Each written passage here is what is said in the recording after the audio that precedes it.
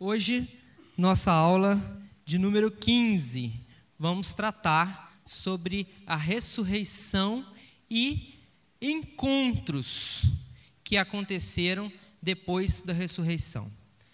Gente, o cristianismo ele tem dois momentos mais significativos. Um deles é a morte de Jesus, que nós tratamos na aula passada, a crucificação. E o segundo momento muito significativo do cristianismo é a ressurreição, é o que nós vamos tratar hoje. Não existe cristianismo sem ressurreição. Essa história toda, linda, que nós temos contado aí já há 15 encontros, há 15 aulas, ela não teria se expandido, não teria alcançado o mundo todo, não teria caído no agrado, na paixão de tanta gente ao redor do planeta, se não fosse aquilo que nós vamos estudar hoje. A ressurreição dá o contorno para a fé cristã. Se nós não acreditarmos, não crermos na ressurreição de Cristo, então o cristianismo é mais uma religião como qualquer outra, sem nenhum diferencial. O que realmente é a nota de destaque do cristianismo em relação a qualquer outra religião do planeta é que aquele que é considerado Salvador, ele não ficou entre os mortos. Ele ressurgiu e esse é o tema da nossa aula de hoje. Ok? Antes, porém, nós vamos começar relembrando então a aula passada, a morte de Cristo, a crucificação. Foi um momento bastante tenso, né? Um momento duro, um momento difícil. Perder pessoas não é nada fácil. Agora, perder pessoas de maneira inesperada, de maneira injusta, de maneira tão dolorosa, tão cruel, isso castiga muito a gente. Muito difícil tirar da cabeça aquelas imagens. Um homem cujo objetivo era trazer a paz para o mundo, um homem que ensinou sobre o amor, um homem que propôs fazer a religação entre a humanidade e Deus, alguém em quem não se podia achar pecado, dolo, mácula nenhuma, morrer daquele jeito, injustamente, não é isso? Tudo isso nós vimos na semana passada. Conversamos um pouco sobre o significado da cruz. Qual deve ser o significado da cruz para cada um de nós? E eu tenho certeza que desde a semana passada vocês olharam, né, de maneira diferente para a cruz. Nós jamais, depois da aula passada, vamos olhar para uma cruz da mesma maneira. Se a cruz hoje pode ser o símbolo do cristianismo, é por causa do imenso significado que ela teve na aula passada. Acompanhamos todos os sofrimentos de Jesus, a agonia da cruz, as últimas palavras de Jesus, as 7 últimas frases, cada uma carregada de significado, e ficamos aqui, né, aos pés da cruz, vamos dizer assim, até às 15 horas da sexta-feira de Páscoa, quando Jesus, então, ele deu o último suspiro. Às 15 horas, exatamente às 15 horas, era o horário em que tradicionalmente eram oferecidos os sacrifícios no templo. Os cordeiros eram sacrificados às 15 horas, exatamente no mesmo horário em que os evangelhos nos relatam que Jesus morreu na cruz. Os evangelhos nos relatam também um outro episódio relacionado à morte de Jesus. Está descrito nos evangelhos que lá dentro do templo, o véu que separava o lugar santo do santo dos santos, ele se rompeu, ele se rasgou. A princípio isso pode não te causar assim, nenhuma surpresa e nenhum impacto, né? Um véu se rasgar, não vejo aí algo que chama atenção. Mas se a gente conhecer um pouquinho das características disso que nós estamos chamando de véu, então nós vamos ficar realmente surpresos. Vamos falar um pouquinho sobre isso. Primeira coisa, O lugar santo era aquele lugar onde todas as pessoas tinham acesso. Vamos dizer assim, era a nave do templo. O Santo dos Santos era aquele lugar onde só o sumo sacerdote tinha acesso uma vez por ano, era onde estava a presença de Deus. O homem comum, ele não chegava até a presença de Deus. Entenderam isso já, né? O véu que separa esses dois lugares, se rasgar, tem um significado de acesso, de descortinamento. Agora a presença de Deus, ela estava acessível. Mas esse véu, gente, não era um tecido comum. Esse véu era, na verdade, uma parede de tecidos costurados um sobre o outro. O véu do templo tinha aproximadamente 20 centímetros de espessura. 20 centímetros de espessura. Eu consigo rasgar com uma certa facilidade um tecido. Se eu dobrá-lo, já é um pouco mais difícil. Quem entende de tecidos aí, né, Graça? Sabe que se eu colocar agora 3 ou 4 tecidos juntos, costurados um no outro, é quase impossível eu conseguir rasgá-lo. Agora pense 20 centímetros de tecidos costurados um sobre o outro, né? O véu se rasgar é algo, sim, impressionante. Mas os evangelhos nos trazem um outro detalhe, que esse véu, ele se rasgou de cima para baixo e não de baixo para cima, mostrando, trazendo aqui um movimento de que essa liberdade, esse novo acesso agora, ele vem direcionado do alto. É o próprio Deus quem cria esse acesso. A partir de então, nós precisamos compreender, a partir da morte de Jesus, que cada um de nós tem acesso ao próprio Deus através da morte de Jesus. Através de Jesus, nós temos acesso ao Pai. Não é necessário mais o intermediário. O intermediário é aquela pessoa que ouvia as orações do povo, os pedidos, e levava até Deus. Quem se tornou o intermediário agora? Jesus é, a partir de agora, o intermediário, com o sacrifício dele. Lembram qual foi uma das últimas frases de Jesus? Está pago, está quitado. A dívida que separava a humanidade de Deus. Então Jesus se fez o intermediário. Era sexta-feira, já à tardinha, e essa sexta-feira não é uma sexta-feira comum, é uma sexta-feira de Páscoa. Vem aí, nas próximas horas, vai começar o sábado. Lembram-se que o sábado para o judeu, ele começa quando a primeira estrela da sexta-feira aparece. Então eles estão apenas a algumas horas de um sábado festivo muito importante. Os judeus estão preocupados com aquele espetáculo horrível, público, de ter aquelas pessoas penduradas na cruz, num lugar visível, numa ocasião tão importante, tão festiva.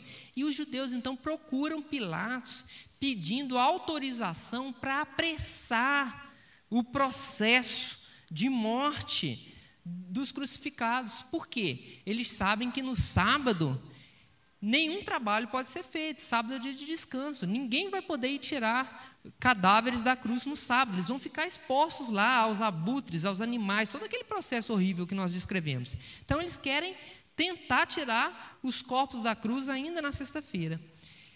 Então Pilatos autoriza aquele ato que eu mencionei, que é que fossem quebradas as pernas dos crucificados. Como? Quebrar como?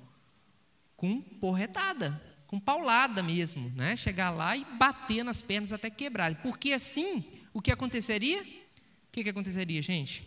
Eles morreriam mais rápido e eles poderiam tirar os corpos. Pilatos autorizou.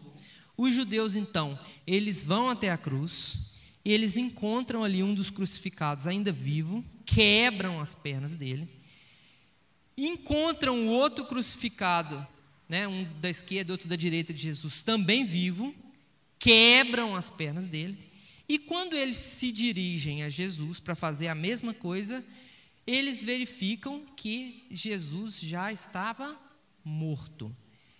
Essa verificação não é uma verificação que você pode imaginar, eles podem ter errado por inexperiência, às vezes Jesus não estava morto, estava só desmaiado. Soldados romanos, muito experientes no que estavam fazendo, haja vista que o historiador Flávio Josefo fala que os romanos, eles crucificavam as pessoas, às vezes em escala. Teve um episódio durante uma rebelião dos judeus que os romanos chegaram a crucificar 500 pessoas num único dia. Então eles sabiam exatamente o que estavam fazendo, não tem inexperiente aqui não. Os soldados romanos que acompanham os judeus, eles atestam, eles verificam que Jesus realmente já estava morto. E um soldado ainda mais cauteloso, o que ele faz? Ele pega a lança e ele fura a lateral do corpo de Jesus. Ele rasga, ele perfura, né? E então ele constata que realmente o crucificado Jesus já estava morto, e então ele não teve as suas pernas quebradas. E isso é o cumprimento de mais uma profecia, daquelas antigas profecias do Velho Testamento relacionadas ao Messias, que dizia que ele seria traspassado nas mãos e nos pés, na sua morte estaria com perversos, mas não teria nenhum de seus ossos quebrados. Então, mais uma profecia cumprida em detalhes. É nesse momento, então, que 2 discípulos, seguidores de Jesus, mas seguidores ocultos de Jesus, eles se dirigem a Pilatos para pedir autorização de Pilatos para ficarem com o corpo e darem para ele um sepultamento. Quem são esses discípulos? Agora nós sabemos, até aqui a gente não sabia, são 2 membros do Sinédrio. O Sinédrio, aquela cúpula judaica composta pelos 70 homens, né, que julgam todas as causas, o mesmo Sinédrio que julgou Jesus. Então agora a gente fica sabendo que Jesus tinha 2 discípulos infiltrados, ocultos, alguém que creu em Jesus, mas não teve coragem de levantar a bandeira e se manifestar. Talvez tenham até votado a favor de Jesus no julgamento, mas foram a minoria absoluta. Esses 2 discípulos, um deles se chama José de Arimateia. Não sabemos muita coisa sobre ele, a não ser o fato de que ele era de uma cidade chamada Arimateia. Esse homem é um homem rico. E o outro discípulo oculto de Jesus, membro do Sinédrio, esse sim é mais conhecido nosso. Ele, inclusive, já apareceu nessa história, lá no começo, nas primeiras aulas. Ele se encontrou com Jesus durante a noite. E eu lembro que eu falei com vocês assim, gravem o nome dele, porque ele vai sumir da história. Mas prestem atenção, ele vai reaparecer nas cenas finais. Qual o nome dele? Nicodemos, aquele para quem Jesus disse, importa nascer de novo.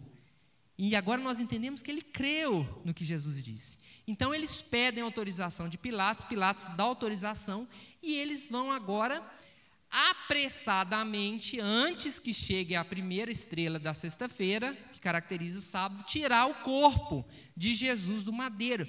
José de Arimateia, ele tem um sepulcro dele mesmo, preparado para ele, novo, que nunca tinha sido utilizado, e então ele resolve agora dar ou ceder sua própria tumba para que Jesus fosse enterrado.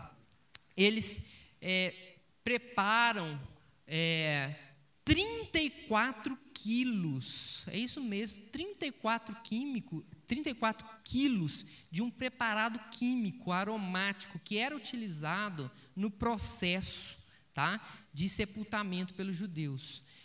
Às vezes a gente fica imaginando aquele processo de mumificação, né, do Egito. Os judeus não faziam aquele processo. O processo de mumificação consiste em utilizar alguns produtos químicos, mas também na retirada dos órgãos, né? Retirava as vísceras, retirava o cérebro. Os judeus, eles não retiravam nada, eles usavam esses produtos químicos aromáticos para manter um cheiro, né, minimamente agradável, e eles usavam faixas e enrolavam o corpo em faixas e levavam para a tumba. Então é isso que eles vão fazer agora. Eles vão até a cruz e eles retiram o corpo de Jesus da cruz e o colocam nesses lençóis. Está aí a pintura, mais uma, né, de Caravaggio.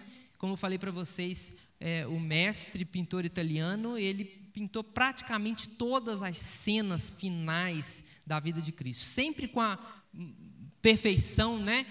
De novo, usando aquele recurso, o tenebrismo.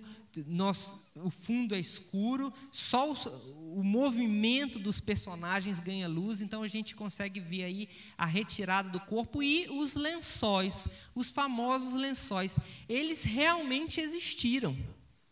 O lençol que enrolou o corpo de Cristo, ele é relatado em todos os evangelhos, tanto Mateus, Marcos, Lucas quanto João falam sobre esse lenço. Se você abrir rapidamente aí, dá uma olhada, Lucas 24, capítulo 12.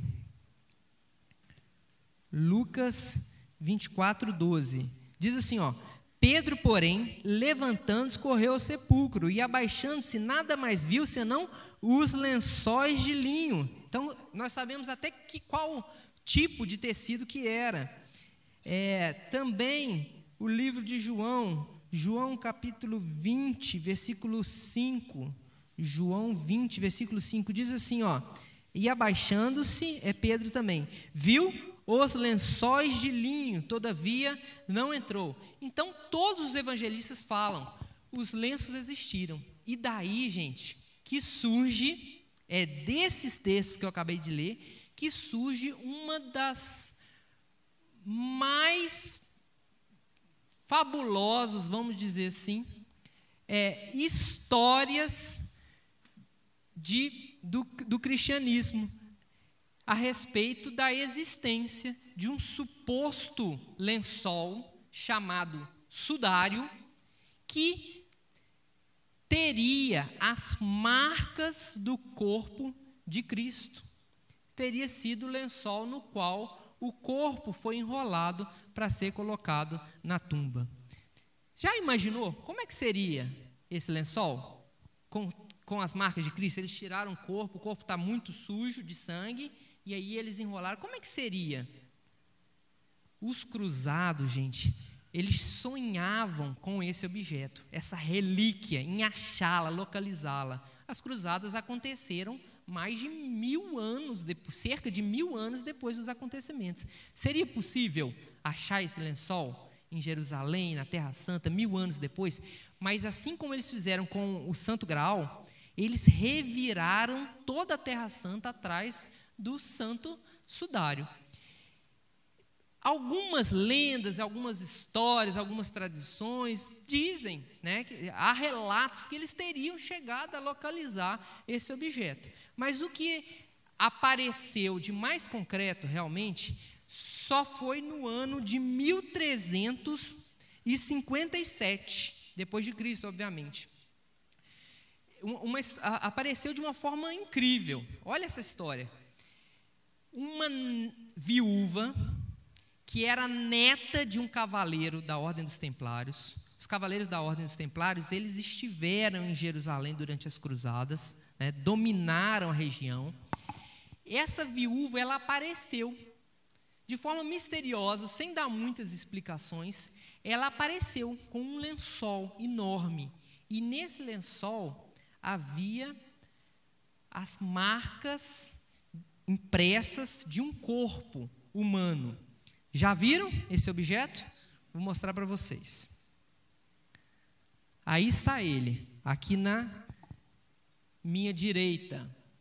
Esse pano, esse lençol retangular, ele tem 4,40 metros de comprimento por 1,10 metro de largura. O que tem nele? Ele tem a imagem impressa de um homem, a imagem frontal de um homem, e a imagem dorsal das costas de um homem, como se ele tivesse embrulhado assim certinho, né? Um homem tivesse contornado. Então a gente vê um homem de estatura média alta, 1,75 m aproximadamente, um homem forte, com contornos físicos, musculares, né, de um porte bom. Esse homem, ele está nu, completamente nu, mas tampa os órgãos genitais com as mãos. Conseguiram perceber na imagem? Aqui, ó, tampa os órgãos genitais com as mãos. Se você observar bem, você vai ver que ele tem ferimentos, não na palma da mão, mas no punho. Lembram da aula passada? E ele também tem ferimentos na testa, sangramentos na testa. Então, isso é o que alguns cristãos, né, identificam hoje como sendo o Santo Sudário. Quando esse objeto apareceu, em 1357, ele não foi aceito de plano como sendo o lençol que envolveu o corpo de Cristo, não. Pelo contrário, teve muitos embates na época, muita discussão. Logo naqueles anos, ele chegou a ser denunciado, esse objeto, como sendo uma obra feita por um artista de grande qualidade. Mas toda a discussão sobre se é ou não é, o que fez? Só aumentou o ibope e chamou a atenção para o objeto, de forma que menos de 100 anos depois dele ter aparecido, de forma misteriosa, sem origem, sem ninguém saber de onde veio, esse objeto foi trocado por um castelo com o Duque de Saboia. Para vocês verem como o valor dessa obra virou exponencial. Hoje, esse objeto, ele pertence ao Vaticano. Não pertence há muito tempo, não. A doação para o Vaticano é relativamente recente. Agora, só no século XX que ele foi doado para o Vaticano. O Vaticano não afirma que é o lençol que envolveu o corpo de Cristo, mas não nega. Portanto, a discussão continua acesa. E antes da gente entrar no mérito aqui, eu trazer alguns elementos para que vocês possam formar a convicção de vocês, sendo ou não sendo, uma coisa a gente tem que reconhecer. Quem fez, se é que alguém fez esse material aí, era um artista de extrema qualidade. Por que eu estou falando isso? Vocês estão vendo a imagem do rosto que eu separei para vocês? Essa imagem é um negativo. Quem aqui é da geração, da minha geração para cima, sabe muito bem o que é um negativo de fotografia. Hoje não existe mais negativo, né? Você tira a foto lá, digital e acabou. Mas antigamente, cadê os jovens aí? Antigamente, a gente tirava uma foto, essa foto ficava gravada num filme, não é? A gente ia revelar. Primeiro tinha um negativo e do negativo se fazia o positivo. Isso aí, gente, aquele rosto lá é uma imagem negativa. Ou seja, alguém tirou uma fotografia do Santo Sudário e quando viu o negativo, viu que o negativo, na verdade, era um positivo. A imagem foi feita de forma invertida. É no negativo que você vê a imagem real. Então, olha lá, no negativo você consegue ver exatamente o rosto. Só que a fotografia só foi inventada em 1830. E esse lençol apareceu em 1357. Quem, se é que alguém fez ele, tinha profundos conhecimentos sobre a produção e a gravação de imagens, para conseguir fazer uma obra de tamanha qualidade, né? Então, é realmente, por todos os aspectos, sem dúvida nenhuma, assim, do ponto de vista artístico, uma obra impressionante. Mas agora vamos pensar um pouco se essa obra pode ser autêntica ou não. Raramente o Vaticano permite que sejam feitos exames, testes científicos nesse material. Uma primeira vez que o Vaticano autorizou a retirada de pequenos fragmentos do tecido foi em 1977. Então, um laboratório avaliou e chegou à seguinte conclusão: as marcas do tecido não contêm sangue, mas contêm tinta de ocre, tá? Então, segundo esse laboratório, a imagem não foi gravada com sangue. E uma segunda vez, no ano de 1988, o Vaticano permitiu que fossem extraídos 3 fragmentos do tecido e enviados para 3 laboratórios europeus diferentes, sem nenhuma comunicação entre si. Os 3 fizeram exames de carbono 14 para tentar datar o material. E os 3 laboratórios apresentaram a mesma conclusão, de que o tecido do sudário, ele foi fabricado, ele datava do período de tempo entre os anos 1260 a 1390. Portanto, cerca de 12 séculos depois de Cristo. Os 3 laboratórios chegaram à mesma conclusão. Então, está tudo resolvido, gente? Está tudo resolvido? Tá? Acabou? Matou? Mais ou menos, né, gente? Em ciência, né, e em termos de fé, nada é tão objetivo assim. Então, apesar dessas conclusões científicas, a polêmica está acesa até os dias de hoje, né? Se ainda existem documentários, cientistas, né? Uma das coisas que tem se falado hoje é que os fragmentos que foram extraídos do tecido para os laboratórios fazerem a análise eram, na verdade, remendos do tecido, remendos mais recentes, uma vez que o tecido, vocês estão vendo, ele vamos dizer assim, ele sobreviveu a um incêndio. Vocês estão vendo algumas marcas de chamuscamento? Então, ele poderia ter sido remendado, e esse remendo, enfim, a discussão vai ter para todos os lados. Eu tenho a minha conclusão sobre o tecido, e a minha conclusão não está baseada em nenhuma evidência científica, tá? Eu vou dar para vocês a minha impressão, cada um continue com a sua. Eu vou dar a minha impressão por que esse tecido não é original, não é aquele que de fato enrolou o corpo de Cristo. Se vocês prestaram atenção nos 2 textos que eu li, o de Lucas e o de João, fala que Pedro viu o quê? Lembram? Os lençóis que envolveram o corpo de Cristo. Se você tiver em dúvida, você confere lá os textos que eu li. Então, em Lucas, capítulo 24, versículo 12, e João, capítulo 20, versículo 5.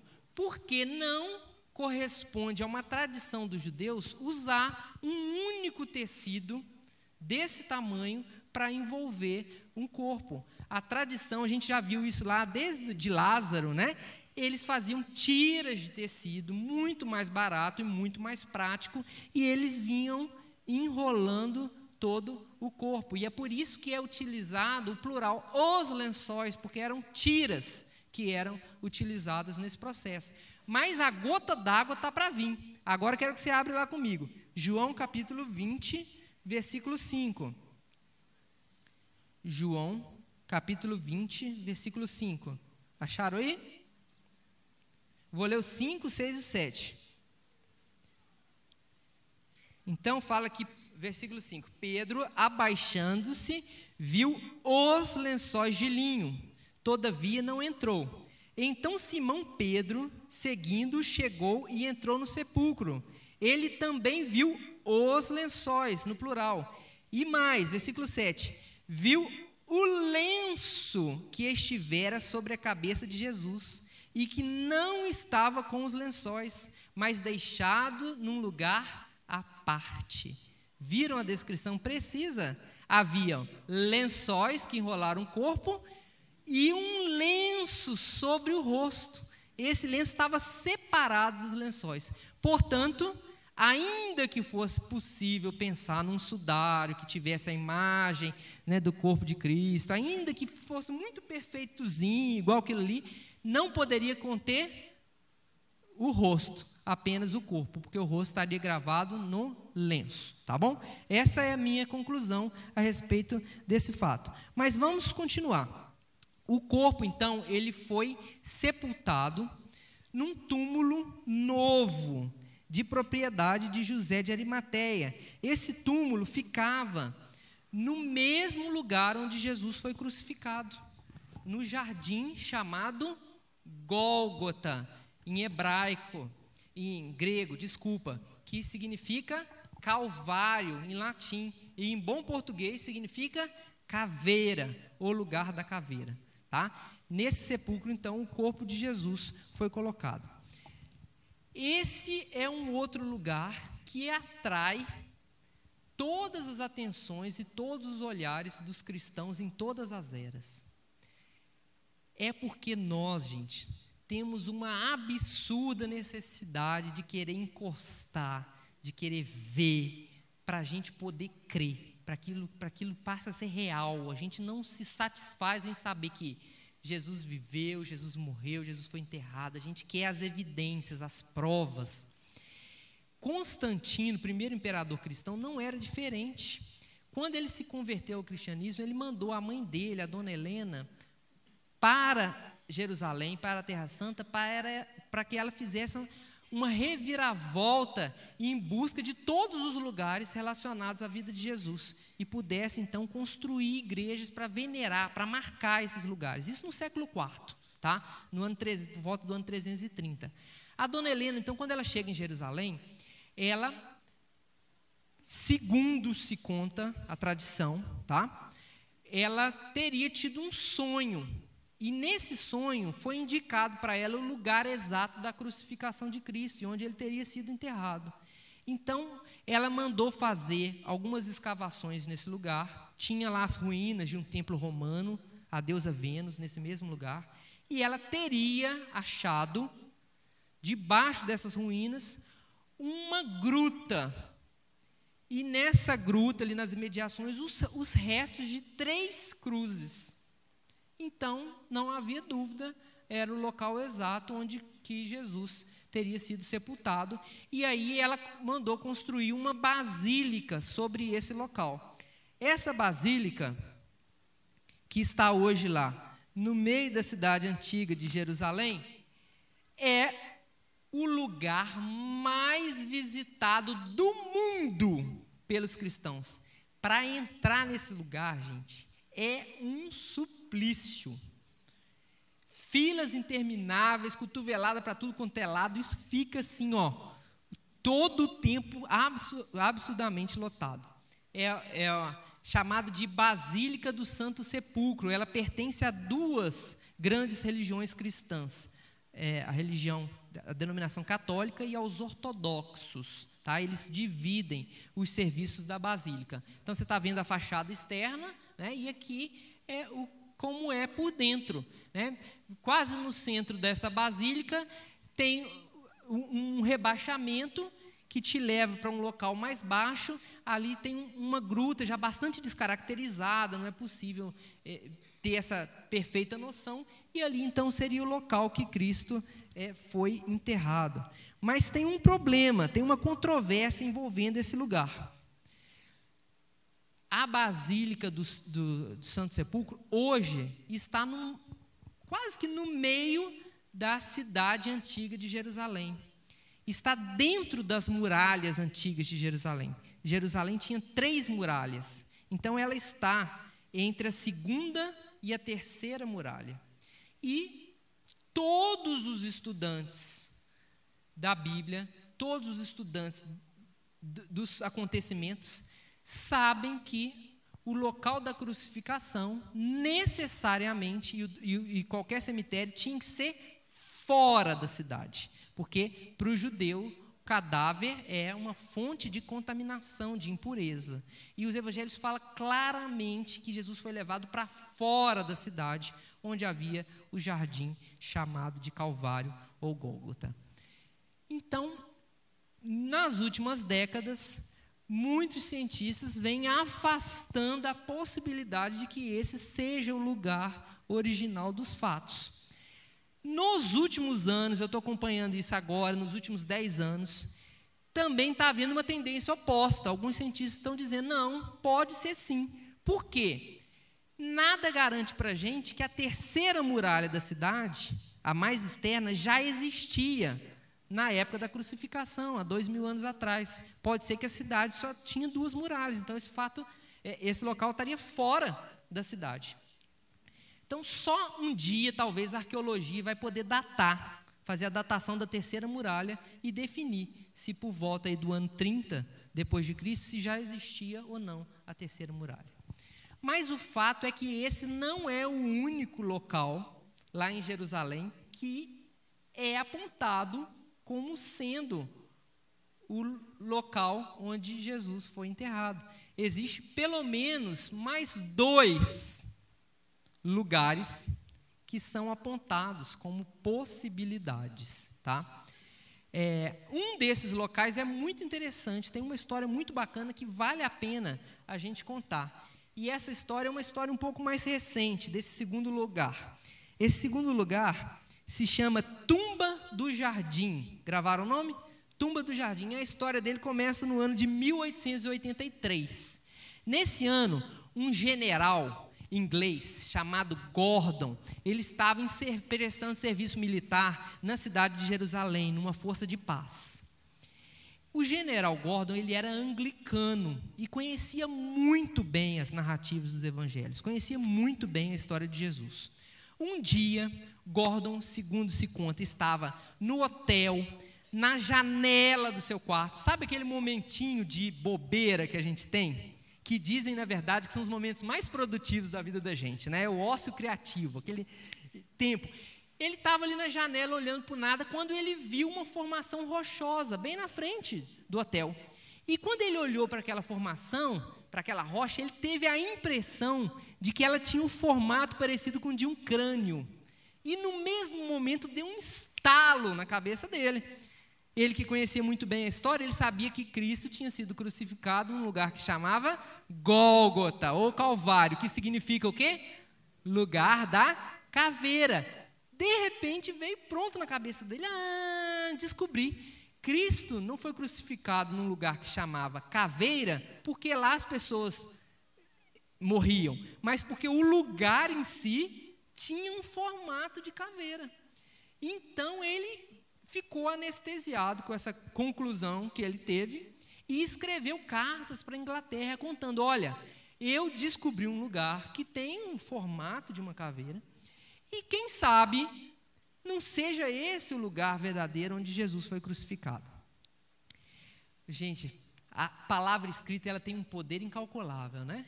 A palavra falada a gente fala aqui, acabou, se ninguém gravou, morreu. Se a ligação telefônica não foi interceptada, já era. Mas a palavra escrita, a gente não sabe a proporção que ela vai tomar. Por isso a gente tem que ter tanto cuidado com as mensagens de WhatsApp, com os e-mails que a gente manda, né? Porque do outro lado, quando na Inglaterra eles receberam aquelas cartas, né? De alguém que estava lá em Jerusalém vendo aquilo, olha, a mente deles começou a produzir. Pouco tempo depois, o general Gordon foi transferido para a África do Sul, numa missão militar, morreu em combate, nunca mais voltou em Jerusalém, mas aquelas pessoas que receberam a carta, juntaram dinheiro, formaram uma associação, vieram para Jerusalém, acharam o lugar que ele falou, compraram a propriedade e começaram a fazer uma série de escavações e de pesquisas arqueológicas no lugar. Então, primeiro eu vou mostrar para vocês esse lugar, que o Gordon viu, como ele era em 1910, que é a primeira foto que a gente consegue localizar, e como ele é hoje. Então, olha lá, em 1910 como ele era. Lembra? Não lembra? O formato de um crânio? Você consegue ver aqui, ó, né, as duas cavidades oculares, né? Quem tiver mais imaginação consegue ver um nariz, uma boca, vai depender do tamanho da fertilidade da imaginação aí. Hoje, esse local está dessa maneira. Essas fotos, inclusive, são minhas. Vocês vejam que o local já foi bastante descaracterizado, já perdeu bastante as características em relação àquilo que o Gordon viu.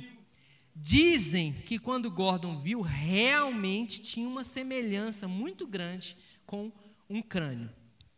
Os anglicanos começaram a fazer pesquisas aí, e os achados foram incríveis, incríveis, nesse local, nas imediações aí desse lugar. Eles acharam um negócio que é fabuloso, assim, Olha, a minha foto saiu invertida aqui, né? Mas tenta virar ela aí que você vai ver. Eles acharam, gente, um reservatório de água, uma cisterna para milhões de litros. Está vendo o tamanho desse lugar? Isso vai ajudando a gente a montar as peças. O que tinha lá no lugar onde foi a crucificação? Tinha um jardim. Mas como seria possível ter um jardim num lugar tão rochoso, a não ser que houvesse um reservatório muito grande de água? Eles foram descobrindo outras coisas. Havia vestígios de que o lugar tinha sido utilizado, acharam rodas, acharam pedras demonstrando que foram talhadas por homens, acharam um lagar, que era um lugar onde que as uvas eram espremidas, e eles acharam uma tumba, acharam uma gruta, que foi utilizada com absoluta certeza como uma câmara mortuária. Então essa é a tumba que hoje é chamada de tumba do jardim. Vamos dar uma olhada para ela. Ela é uma gruta, né? Aqui está a entrada dela. Ela tem claramente as marcas de que uma grande pedra redonda um dia foi rolada para tampar essa entrada. Conseguiram ver as marcas? Conseguiram aqui? Olha o formato arredondado, né? De uma pedra que um dia foi rolada para tampar essa entrada. E é possível até a gente ver a canaleta por onde uma pedra muito grande foi rolada. E precisava de algum apoio, alguma contenção, então é possível ver essa canaleta. Vamos agora entrar dentro da tumba do jardim para a gente continuar a conhecer o local dessa feita por dentro. Existe um espaço pequeno, que é uma espécie de hall, e logo do lado, aquele lugar onde um corpo foi em algum momento colocado. Vocês veem que existe uma alteração no tamanho do espaço onde que o corpo deveria ficar. E essa alteração tem características de que foi feito de última hora. Foi uma alteração improvisada. Eles precisaram, assim, em pouco tempo, aumentar o espaço que estava reservado para o corpo. Ou seja, o corpo que foi depositado ali não era o corpo do dono da tumba, para quem o túmulo foi feito. Até aí, comigo todo mundo?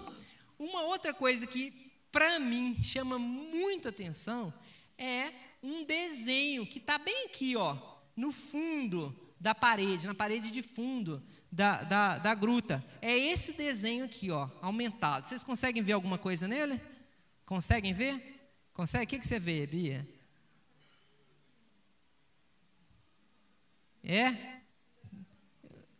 Então quem mais vê alguma coisa? É uma pintura em vermelho. Conseguiu? Vamos ver os nossos arqueólogos, cientistas aqui. Alguém soprou aqui. É uma cruz. Tem uma cruz. Você conseguiu ver uma cruz aí? Né? Olha aqui, tem uma cruz. E nas duas laterais tem duas letras do alfabeto grego. Tem a letra alfa e a letra ômega. Olha, quero lembrar para vocês que Jesus Cristo disse que ele era o princípio e o fim, o alfa e o ômega. De alguma maneira,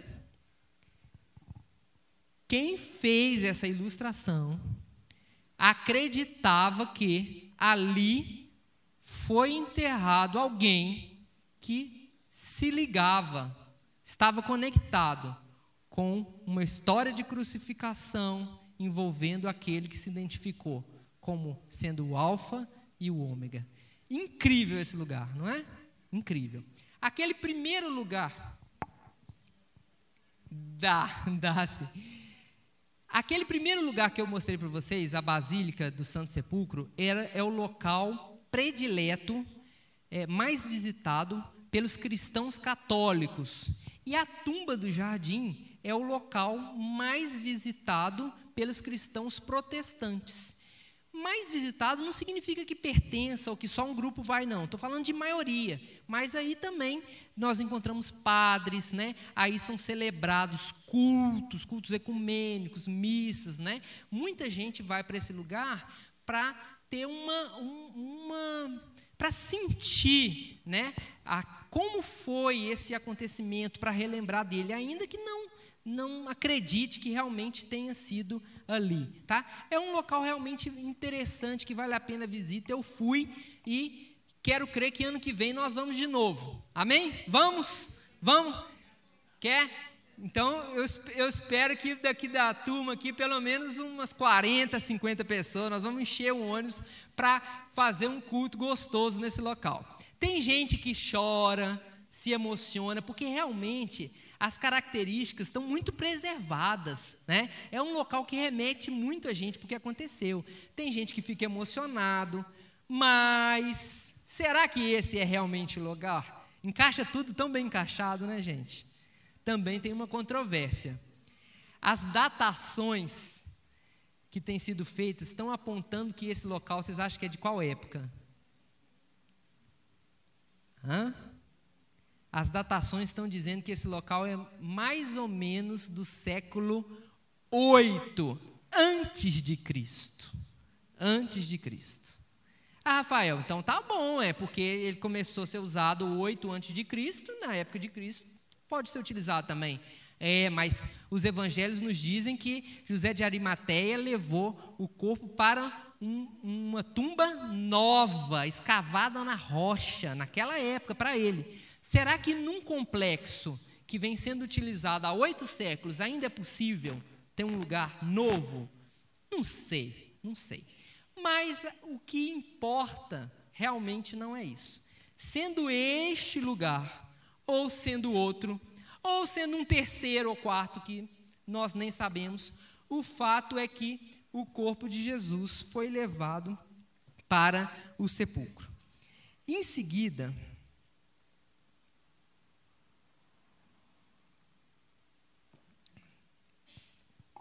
foi rolada uma grande pedra, os evangelhos nos falam, para tampar a entrada desse local. Essa pedra foi selada. Você sabe o que significa isso? Passaram cera em todas as frestas onde a pedra encontra com a parede e colocaram ali o brasão romano, a marca romana. E o selo era para evitar que ele fosse violado. Se um dia alguém entrasse naquele local, o selo teria que ser rompido e se saberia que o sepulcro foi violado. E além disso, se destacou alguns soldados romanos para vigiar esse local. Os judeus pediram isso para Pilatos porque eles estavam com medo de que pudesse haver algum tumulto. Eles queriam evitar uma fraude, queriam evitar que alguém fosse lá, pegasse o corpo e falasse que Jesus havia ressuscitado. E é por isso que esses guardas são colocados lá para a missão mais perigosa da vida deles. Não é, gente? Que missão perigosa, né? Ficar vigiando um cadáver dentro de uma tumba fechada por uma pedra de toneladas. Que missão perigosa.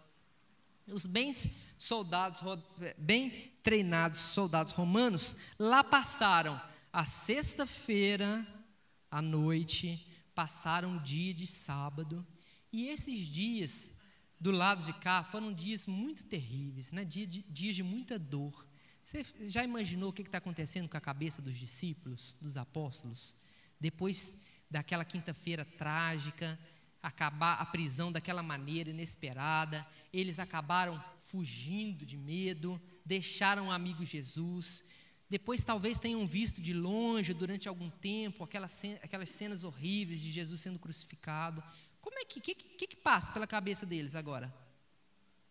Vamos falar alguma coisa? Medo. Se fizeram aquilo com Jesus, imagina o que vão fazer com a gente. Decepção. Acabou o sonho, frustração. Eles estão arrasados. Eles estão entregues às lágrimas. Os discípulos estão trancados dentro de Jerusalém, no escuro, portas fechadas, chorando com medo escondidos. É assim que eles passam a sexta e o sábado. Mas eu terminei a aula passada dizendo para vocês que depois de uma sexta-feira terrível, vem um domingo, não é? O domingo, pela manhã, madrugadinha, começa diferente. Se os homens estão trancados, chorando, as mulheres não. As mulheres sentem que tem alguma coisa para fazer e elas ainda têm força, e elas ainda têm motivação. Sabe lá de onde essas mulheres tiram tanta força depois de tudo isso? Elas estão preocupadas com o corpo de Jesus. Pode ser que naquele atropelar da sexta-feira não prepararam direito o corpo. Será que ele ficou bem enroladinho nos tecidos? Será que colocaram todos os produtos aromáticos? A gente queria, as mulheres pensando, dar um trato mais, fazer um preparo melhor, coisa de mulher, gente, né? O corpo está lá, está morto, mas vamos deixar ele pelo menos bacaninha. É isso que motiva essas mulheres. No domingo, de madrugada, aí juntaram alguns preparativos e foram em direção ao lugar onde Jesus, elas sabiam que Jesus havia sepultado. Por que elas não fizeram isso no sábado? Porque no sábado é o dia do descanso, elas respeitaram, mas domingo de madrugada elas partem para lá. Na cabeça delas, muitas perguntas com certeza. Será que os soldados vão deixar a gente violar o selo? Claro que não, mas nós vamos tentar. Será que nós seremos capazes de abrir aquela pedra pesando toneladas? Claro que não, mas elas vão assim mesmo. Isso é coisa de mulher, não é, gente? Né? E elas vão. Eu fico imaginando que na cabeça dela passam várias perguntas, é escuro ainda, né? E elas vão subindo em direção ao Gólgota, fora da cidade, passam pelo jardim, e quando elas olham, conseguem avistar por uma fresta entre as árvores do jardim, elas olham o lugar onde que estava o sepulcro, e elas têm uma grande surpresa. Os primeiros raios de sol da manhã já estão começando a iluminar o dia. Há alguns segundos atrás, havia acontecido uma coisa extraordinária. Aqueles bem treinados soldados romanos, de prontidão,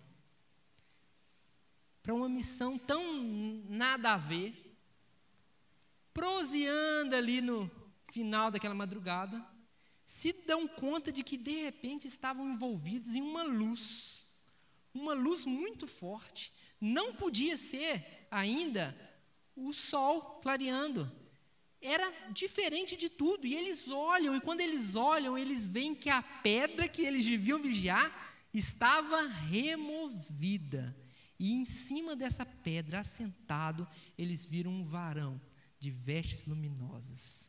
Era um anjo de Deus.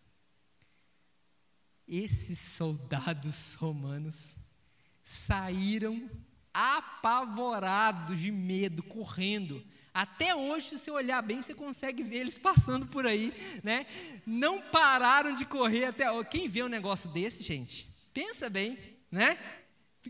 Uma luz tremenda, né? E um anjo sentado em cima da pedra. Lá dentro do sepulcro, lá dentro, uma força muito inexplicável estava operando. Silêncio total. O corpo inerte, parado.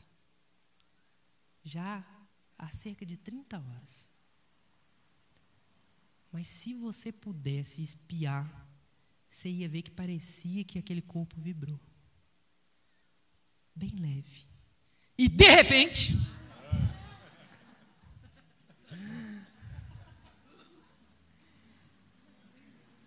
Jesus se assenta e cuidadosamente, preste atenção no detalhe, retira o lenço que está sobre o rosto e ele dobra. Depois você vai conferir isso que eu estou falando, tá? Você que está vendo aí pelo YouTube, confere depois nos evangelhos. Ele dobra o lenço que estivera sobre seu rosto e coloca cuidadosamente num lugar à parte. Aquelas mulheres estão chegando, está tudo acontecendo ao mesmo tempo. E quando elas veem que os soldados não estão ali, mas a gruta está aberta, elas correm para o interior. E quando elas chegam lá, a primeira coisa que elas pensam é: roubaram o corpo. E agora? Mais uma tragédia. Já não bastava o que eles fizeram com o nosso mestre ainda. E agora? O que eles vão fazer? Só nos faltava essa. Tem ali 2 homens. Lá dentro tem 2 homens. E elas perguntam: o que aconteceu nesse lugar? Cadê o corpo? E elas começam a chorar. E aqueles homens falam para elas o seguinte: por que vocês estão procurando entre os mortos aquele que vive? Ele não está aqui. Ele ressuscitou. Jesus havia vencido a morte. Jesus não estava morto. E agora o sentimento daquelas mulheres? Foram do 0 ao 100 numa fração de segundo. Aquelas mulheres explodem numa alegria incontida, tão grande. Eu não sei se elas choraram, se elas pularam, se elas começaram a falar, se elas gritaram. Cada uma deve ter tido uma reação mais doida que a outra, não é? Eu sei que elas saem correndo agora, caminho de volta para Jerusalém. Elas encontram aqueles homens medrosos, trancados no escuro, abafado, e elas começam a bater na porta com toda a força, e eles começam a pensar: pronto, descobriram a gente, vamos ser presos. Mas não, são as mulheres histéricas gritando, e eles não conseguem entender nada que aquelas mulheres falam. Uma fala um negócio, outra fala outro, uma chora, uma grita, uma salta, e eles vão tentando entender, e tudo que eles conseguem captar é: o corpo não está lá, o sepulcro está vazio, não tem ninguém lá. Que momento, hein, gente? Você já acordou de um pesadelo assim? Não é? Não é incrível? Mas é tanta confusão, é tanta gente falando, e mulher quando começa a falar, nervosa. Então, 2 deles falam assim: o que é isso? Vamos lá ver. Eles saem correndo de dentro de Jerusalém até o Gólgota, e eles presenciam com os próprios olhos aquilo que as mulheres haviam falado. E é exatamente os textos que nós lemos agora. Eles chegam, eles se abaixam, vejam que a entrada da gruta era mais baixa, eles se abaixam e, olhando, eles veem apenas os lençóis jogados e o lenço cuidadosamente dobrado, meticulosamente dobrado à parte. Não foi um processo inesperado de qualquer jeito, foi um processo inteligente, foi um processo cuidadoso. Saiu dali alguma coisa com vida, e com vida delicada, com vida com cuidado, que teve esse cuidado. Agora, esses homens também voltam para dentro de Jerusalém para dar a mesma notícia: olha, realmente está vazio, né? Realmente a tumba está vazia. 1001 coisas passando pela cabeça ao mesmo tempo.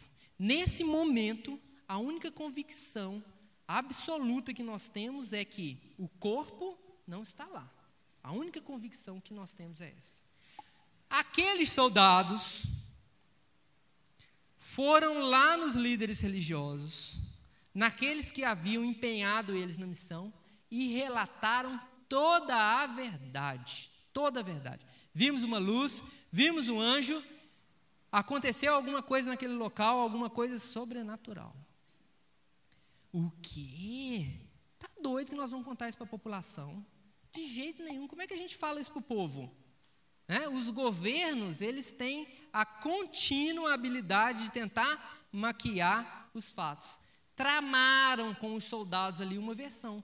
Vocês vão falar o seguinte: vocês dormiram, caíram no sono, estavam cansados. Enquanto vocês dormiram, os discípulos de Jesus vieram, violaram a tumba e roubaram o corpo. E o evangelista Mateus, que escreveu o evangelho 30 anos depois do acontecimento, ele diz assim: até os dias de hoje se circula em Jerusalém essa notícia de que os discípulos roubaram o corpo de Jesus. E aí, começamos a juntar as nossas peças da aula de hoje. Se 30 anos depois ainda circulava a notícia de que de que o corpo foi roubado, qual conclusão nós podemos tirar? A tumba ficou vazia. Essa é uma evidência concreta que nós temos. E é a primeira evidência da ressurreição.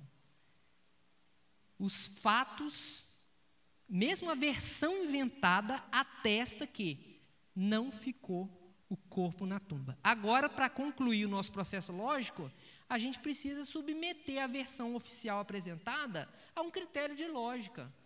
Ô, gente, é claro que assim, nós estamos falando de uma história que envolve fé, mas nós podemos pensar, nós podemos raciocinar, aliás, devemos. E nós vamos pensar agora com lógica sobre essa história da ressurreição. Porque aqui entre nós, gente, crer na ressurreição não é uma das coisas mais fáceis.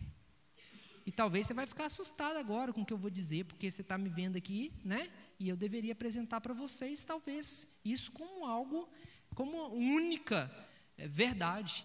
Mas a nossa mente humana, ela é questionadora. Ela se põe a alguns desafios. E o sobrenatural, e um sobrenatural dessa proporção, uma pessoa morta voltar à vida, é sempre algo que deixa algumas inquietações na gente. E eu vou te dizer para vocês o seguinte, que grande parte das pessoas que se dizem cristãos, acreditam em Jesus, mas não conseguem acreditar na ressurreição. Preferem até não pensar sobre isso. Ah, não, aí é demais, que ressuscitou dos mortos. Eu acredito que Jesus existiu, foi um homem bom, mas ressuscitou, não dá para mim. Muitas pessoas falam isso. Mas eu comecei a aula dizendo para vocês que sem ressurreição não tem cristianismo. Então vamos lá, vamos submeter a versão dos soldados. O que eles falaram? Dormimos, o corpo foi roubado. Vamos pensar logicamente? Bem treinados, soldados romanos que exerciam missões perigosas em todo o mundo, dormiriam em serviço numa missão dessa, sabendo que seriam punidos com a morte se assim fizesse? Dormiriam, gente? Esses soldados dormiriam? Ah, não, mas vamos supor que eles dormiram. Se eles dormiram, eles não... Como é que eles poderiam saber que foram os discípulos que roubaram o corpo? Eles estavam dormindo. Como é que eles podem saber que foram os discípulos que roubaram? É lógica essa versão? Mas vamos um passo além? Não, eles dormiram, né? E mesmo assim eles sabem que foram os discípulos. Ora, eles não acordariam com os discípulos rolando uma pedra de toneladas e eles não impediriam os discípulos de tirar o corpo depois de terem acordado? Né? Então a versão oficial, ela é tão ilógica que eu vou dizer para vocês, é preciso ter muito mais fé para acreditar nela do que para acreditar na ressurreição. É muito mais difícil de acreditar nela, não é? Ah, mas os homens, eles vão criando as possibilidades. E uma outra coisa que a gente pensa, e que algumas pessoas falam, é o seguinte: não, Jesus, ele foi crucificado, né? Mas quem sabe ele tenha só assim, passado mal, desmaiado, foi tirado da cruz, foi colocado lá na tumba, mas ele não estava morto. Ele pode ter tido uma catalepsia, né, doutor? Não é uma doença que apaga as pessoas, depois elas voltam? Seria possível a gente pensar nessa versão? Às vezes passa pela nossa cabeça, eu vou dizer, passa pela minha, né? Mas vamos pensar logicamente, porque, gente, quando a gente tem uma dúvida, a gente tem que ter coragem de ser sincero. O problema do cristianismo hoje é que passa um monte de dúvida na cabeça da gente, mas a religião não permite a gente se expressar, pensar, não, se eu falar que tenho dúvida, né, eu vou ser excomungado, o pastor vai me excluir, eu vou para o inferno, eu não tenho fé. Gente, nós precisamos nos expressar, porque quando a gente se expressa, a gente pensa, a gente questiona, algumas respostas vêm. E olha essa questão, Jesus pode ter saído vivo da cruz, gente? Pensem comigo, vocês viram a aula passada, vocês viram os chicotes romanos, vocês viram qual o estado de Jesus dilacerado quando ele foi para a cruz. Vocês viram os efeitos dos pregos perfurando, entrando, o vazamento, as paradas cardíacas. Ele teria sobrevivido? Bem, vamos pensar que sim, depois de 6 horas na cruz ele está vivo ainda, vamos pensar. Mas os soldados romanos não teriam identificado o que é uma pessoa desmaiada, ou uma pessoa fingindo de uma pessoa morta, eles não teriam conseguido perceber isso? E aquela lança que eles atravessaram na lateral, se Jesus estivesse vivo na cruz, ele não teria morrido nesse momento com uma lança atravessando a lateral? Não, vamos pensar que depois de tudo isso ainda ele está vivo. Vamos pensar? Então vamos pensar que ele está vivo ainda. Viram os ossos do crucificado que foram achados? Foi tão difícil tirar ele da cruz que tiveram que arrancar o corpo, um pedaço de madeira e tudo.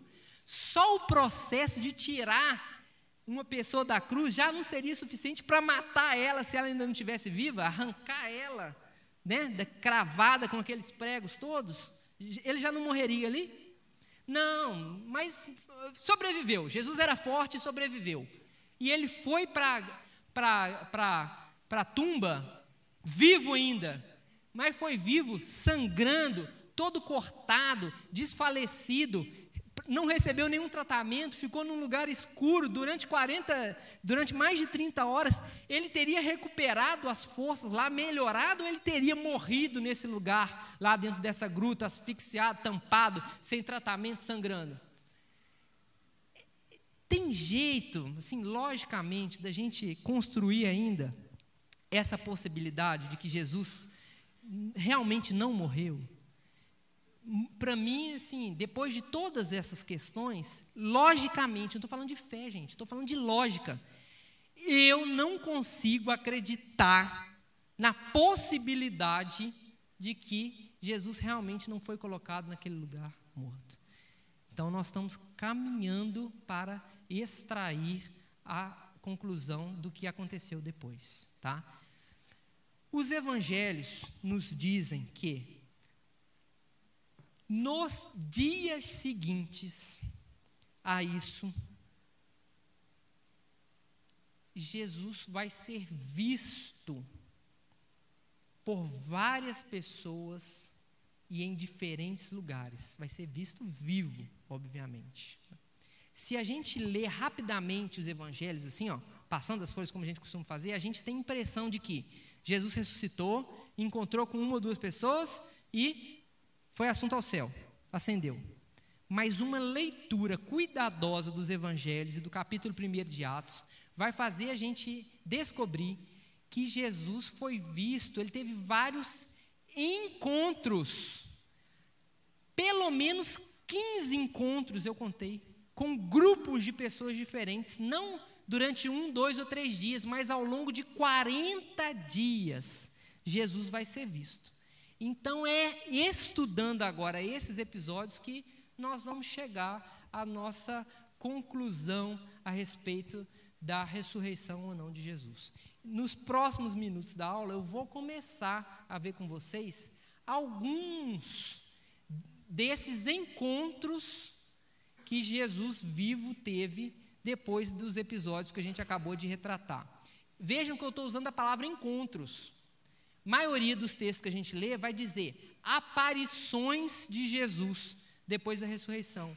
Eu acho que eu até usei a palavra aparições aí em alguns slides, mas eu não gosto dessa palavra. Quem faz aparição é fantasma, não é? Fantasma que faz aparição. Vocês vão ver a partir de agora que o que aconteceu foram encontros mesmo. Encontros de uma pessoa viva com outra pessoa viva. Tá bom? Então vamos ver alguns, eu não vou poder falar de todos, mas eu vou começar a falar de alguns desses encontros e termino na semana que vem. Primeira pessoa que teve um encontro, primeira pessoa que viu Jesus depois da tumba vazia, foi Maria Madalena. Vamos remontar aqui como é que aconteceu. As mulheres chegaram lá, lembram, de madrugada, viram a tumba vazia e saíram correndo para contar para os discípulos.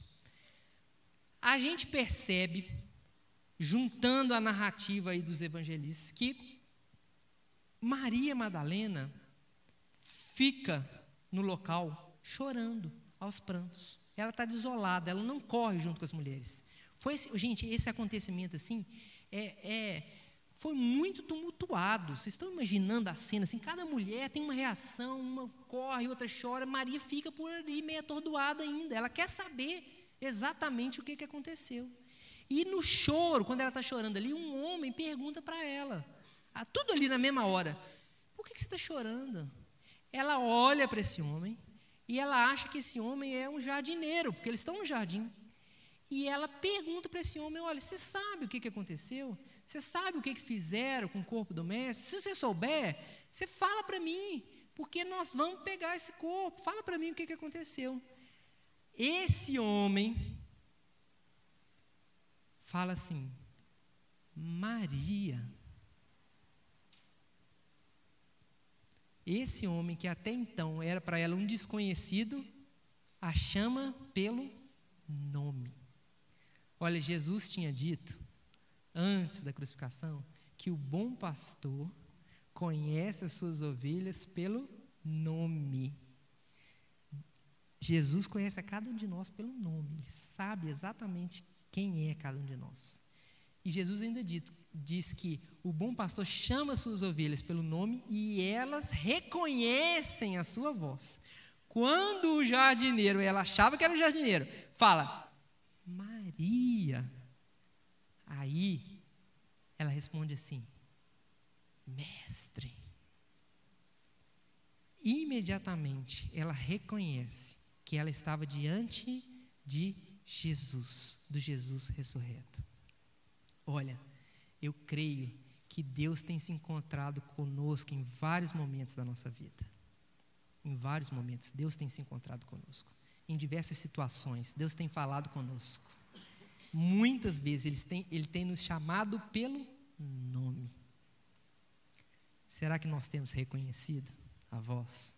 Maria não reconheceu fisicamente. E aí isso gera até uma inquietação que nós vamos falando aí nos próximos momentos, né?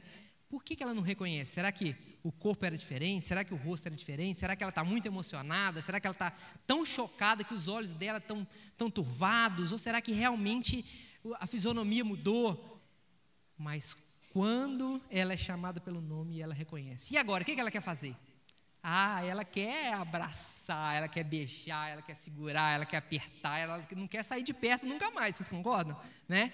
Mas esse momento é muito breve. Jesus fala com ela, não me segura não, vai, você tem alguma coisa para fazer, corre, conta aos meus irmãos, conta aos meus discípulos o que aconteceu, conta que eu estou vivo, vai e fala para eles que eu estou vivo e que eu vou encontrar com eles.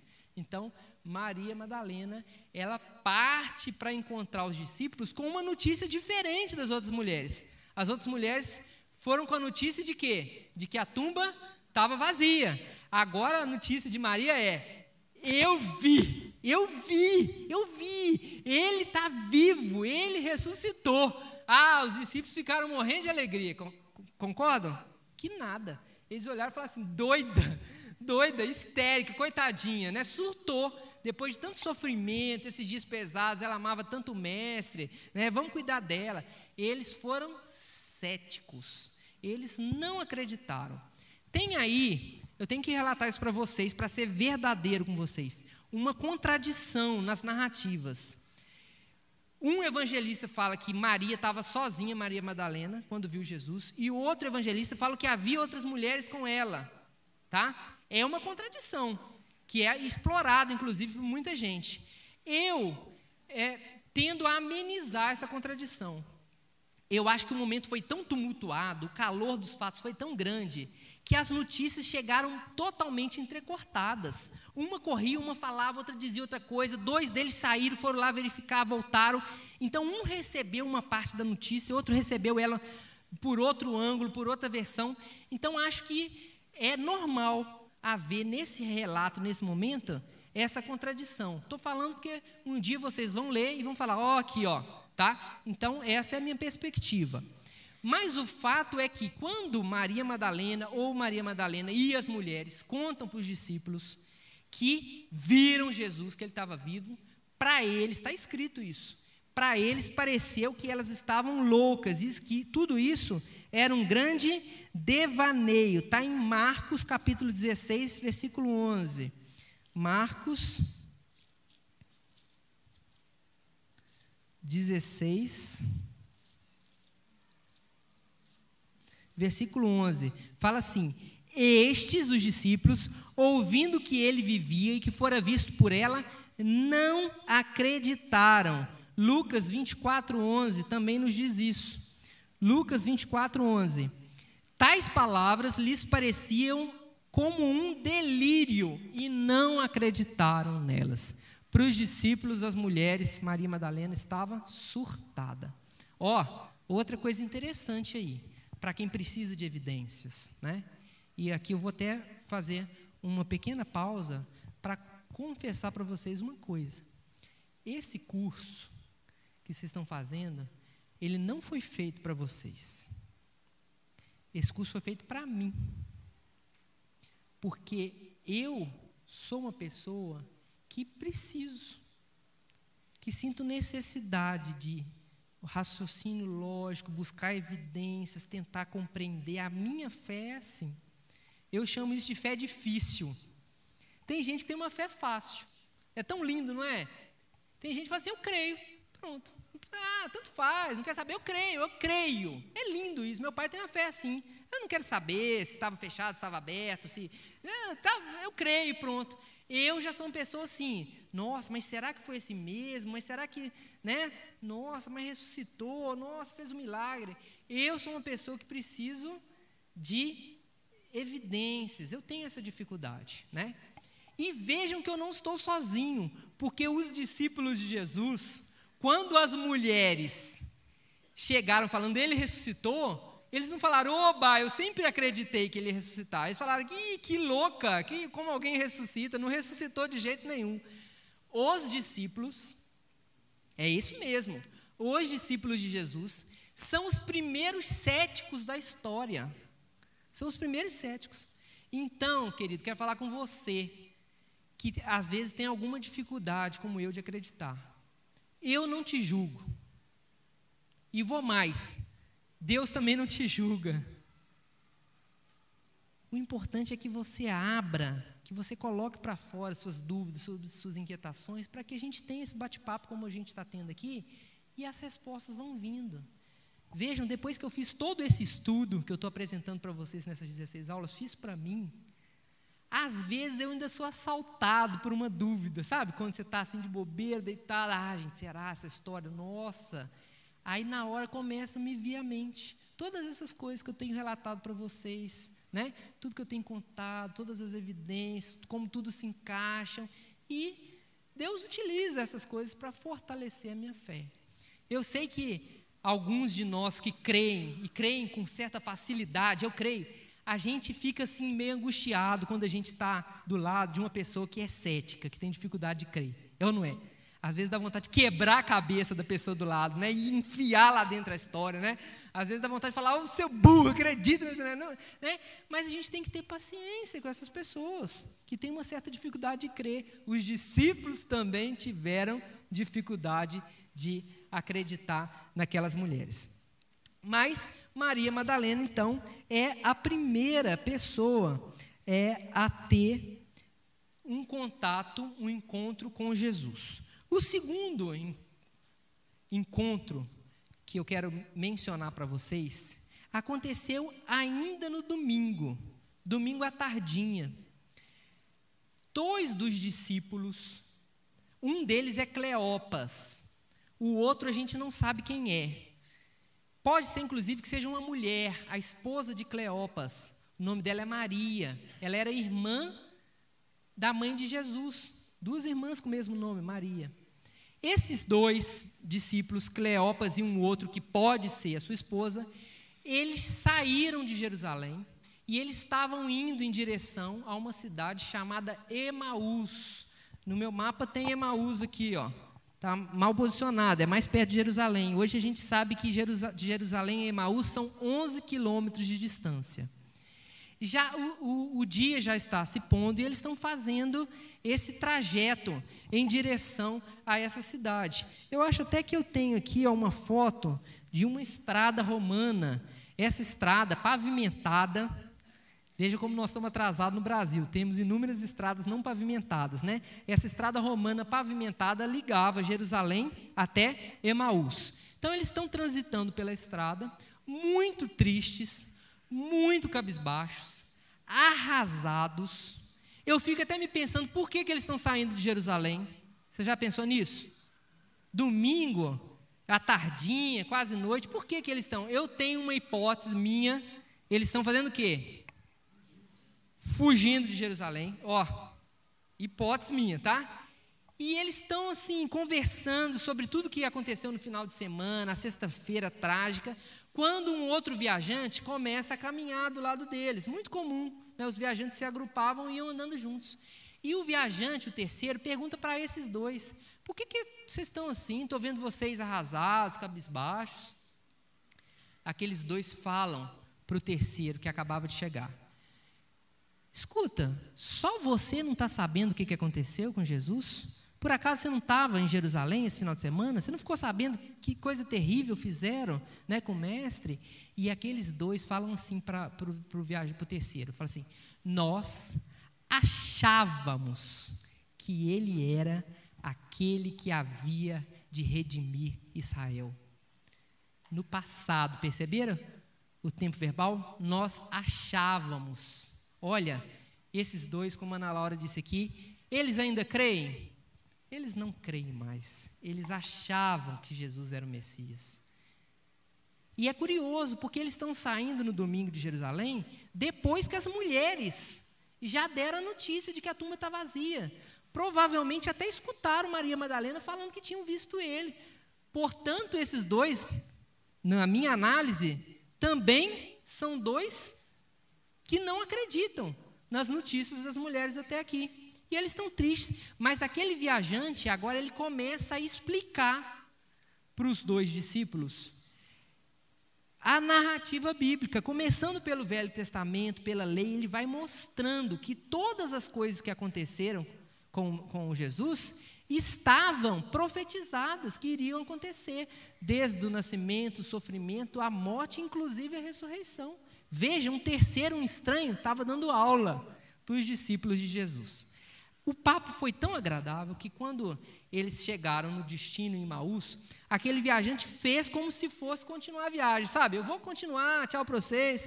Não, está tarde já, fica aqui com a gente, repousa. Não, por favor, entra aqui. E então, deram hospedagem naquela noite para o viajante que estava caminhando com eles. Ali, provavelmente, depois do ritual de purificação, de lavar as mãos, os pés, eles vão para a mesa e eles começam a cear. Eu tenho até uma foto aqui desse momento, olha só. Sabe quem tirou essa foto? Caravaggio. Tinha que ser, né? Olha aí. Nesse momento da ceia, o visitante, ele pega o pão, o terceiro, né? E ele parte o pão e ele abençoa.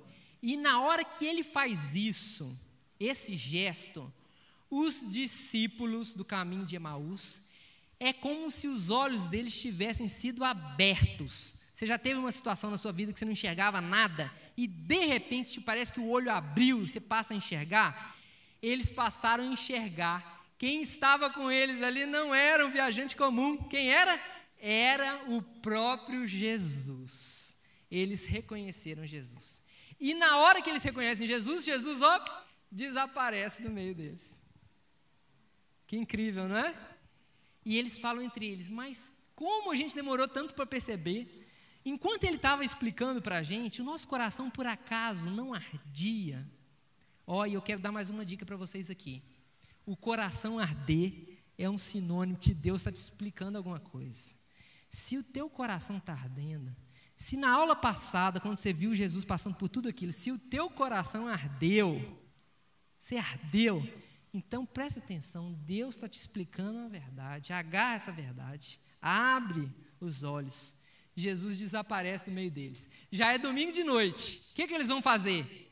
Quem fugia, na minha percepção, de Jerusalém, agora volta correndo para dentro de Jerusalém num pique só, né? E eles chegam em Jerusalém, encontram os discípulos ainda trancados no mesmo lugar, eles estão muito eufóricos, falando rápido igual a mim, batendo na porta.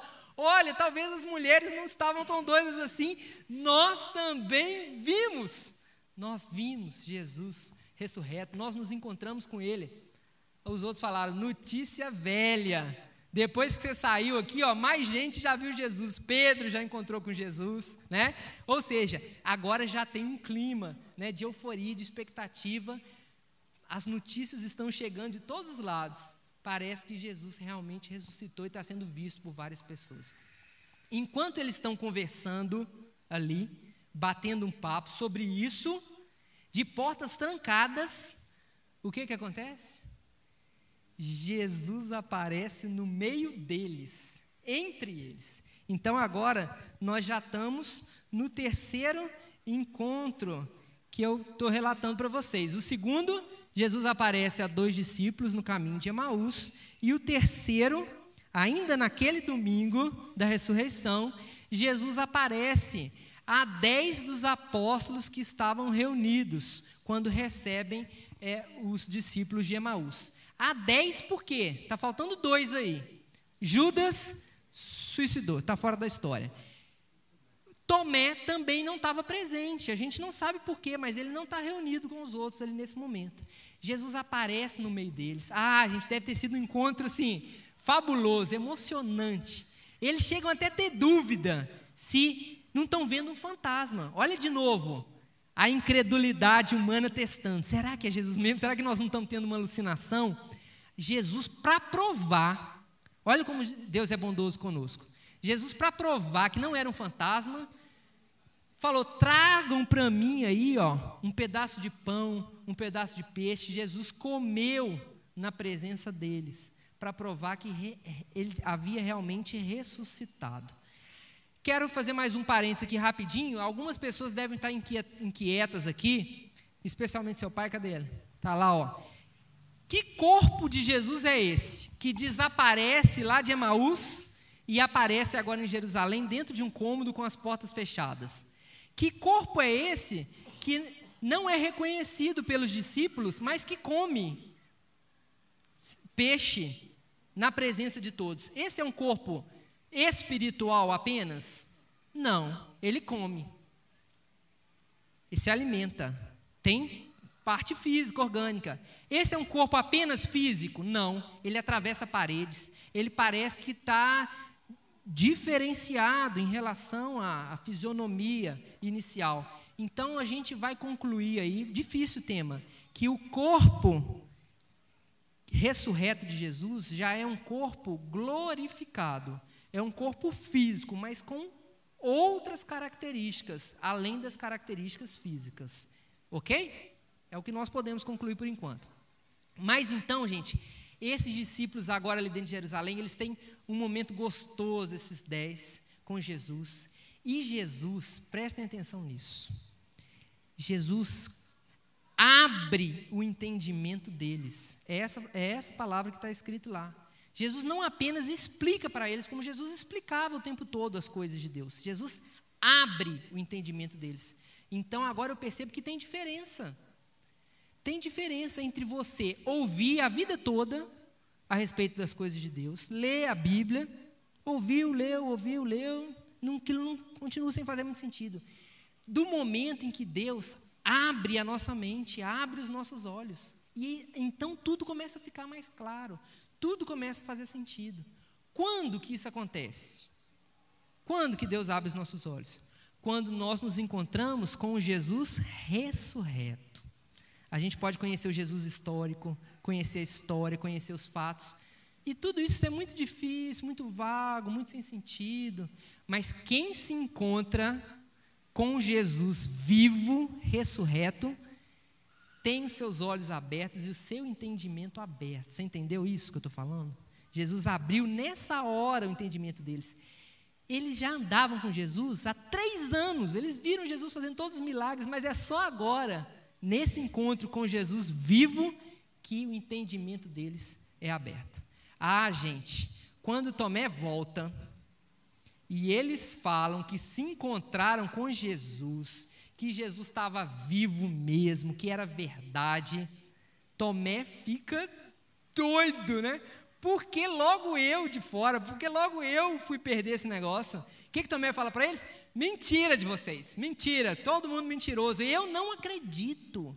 Eu só acredito se eu ver com os meus próprios olhos e se eu colocar o dedo lá nas feridas.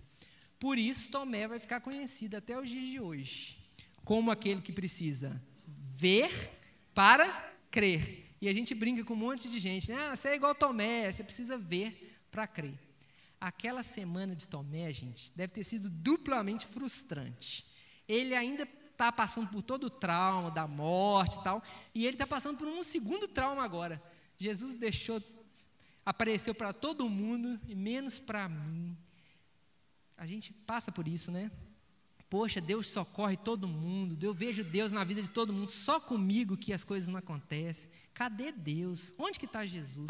Tomé deve ter martelado na cabeça aquele negócio a semana toda. E nada como uma semana depois da outra, né? Na semana seguinte, era exatamente domingo de novo, tinha se passado uma semana, eles estavam de novo reunidos no mesmo lugar, na mesma sala. Dessa vez Tomé estava presente. Talvez, quem sabe, eles estivessem falando sobre o mesmo fato. Gente, vocês lembram semana passada? Nessa hora, bem nessa hora, a gente estava com Jesus vivo. Vocês lembram disso? Na hora que eles falavam isso, o que aconteceu? De novo, Jesus apareceu entre eles. E agora Jesus, que sabe de todas as coisas, que conhece as nossas dificuldades, Marcela, que sabe o que passa na nossa cabeça, Bia. Jesus não hesita, Jesus vai direto em Tomé. É você mesmo, não precisa se esconder não. Vem cá, Tomé, você não falou que você só ia acreditar se você visse e colocasse os dedos? Coloca a mão aqui, Tomé, põe o dedo, Tomé, põe, Tomé. Que cena incrível, não é? Ainda mais incrível vai ficar se vocês puderem visualizar ela. E quem pode mostrar ela para a gente? Com toda a arte, com toda a qualidade, com toda a característica. Qual pintor poderia trazer todos os detalhes? Olha, vocês vão sair daqui formados em arte, hein? Quem é, gente? Fala aí. Caravaggio. Mas eu não vou mostrar para vocês qualquer pintura. No final dessa aula, eu vou mostrar para vocês a pintura mais fantástica de Caravaggio. Talvez a pintura mais incrível que já foi produzida nesse mundo. É uma tela fabulosa, fabulosa. Vou mostrar para vocês. Não, vamos deixar para semana que vem. Não? Vocês querem ver? Então, gente, olha como Caravaggio consegue pintar o encontro de Jesus com Tomé. Olha que incrível. Olha que fabuloso. Olha que cena, gente. 4 rostos, ali um em cima do outro, todos eles concentrados, olhos cravados, esbugalhados. Tomé, ele está vendo alguma coisa que assim, ele nunca imaginou que ele vê. Os outros dois estão ali conferindo o fato. E então Tomé, ousado, né? Ele encosta o dedo assim no rasgo, na lateral de Jesus, de tal maneira que você vê o dedo dele entrando, não é? Parece que ele está cutucando, coçando a costela de Jesus, de tão bem feita que é a pintura. É ou não é, gente?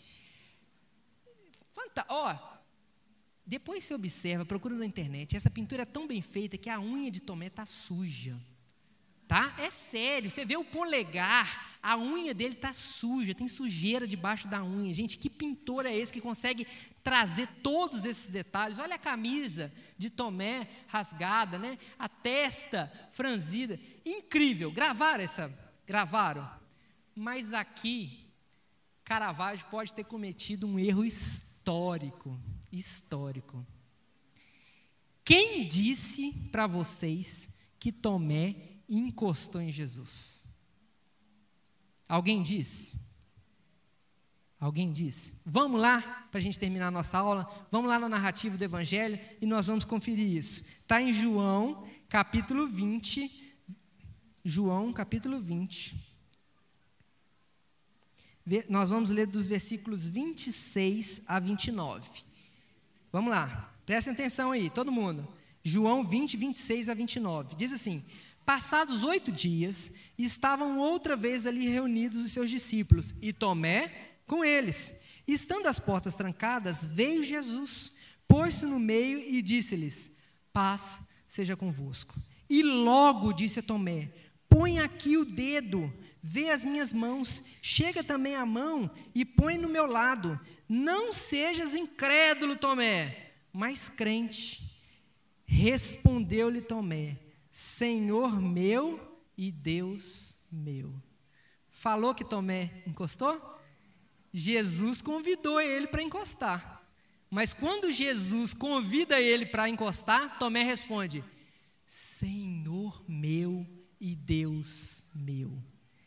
Olha, gente, Tomé, que a gente conhece como um incrédulo, não é? E que duvidou no primeiro momento, ele fez aqui talvez a maior declaração de fé de toda a Bíblia. Ele declarou Jesus como Senhor, ou seja, como dono da vida dele, e como Deus. Ele falou: olha, eu estou diante do próprio Deus. E por isso eu pedi a paciência para vocês, porque uma mesma pessoa que às vezes pode ter dificuldade para crer, pode vir depois de um encontro com Jesus, se tornar um Tomé que faz essa declaração ousada: Senhor meu e Deus meu. Quer ver agora a conclusão de que parece que realmente Tomé não encostou em Jesus? Jesus falou assim para ele: ah, porque você me viu, você creu? Bem-aventurados os que não viram e creram. Então Jesus fala para ele, Jesus não falou: ah, porque você encostou, você creu? Jesus fala: porque você viu, você creu? Mas bem-aventurados os que não viram e creram. E aqui eu termino a nossa aula de hoje com essa frase de Jesus. Essa frase que continua ecoando pelos séculos. Essa frase de Jesus não foi para Tomé. Essa frase de Jesus foi para mim. Foi para você. Jesus fala: felizes os que não viram e creram. Quem é que não viu? Somos nós. Jesus está falando: bem-aventurado aqueles que não precisaram das evidências, não precisaram encostar em nada, não precisaram ver um objeto que pertenceu a mim.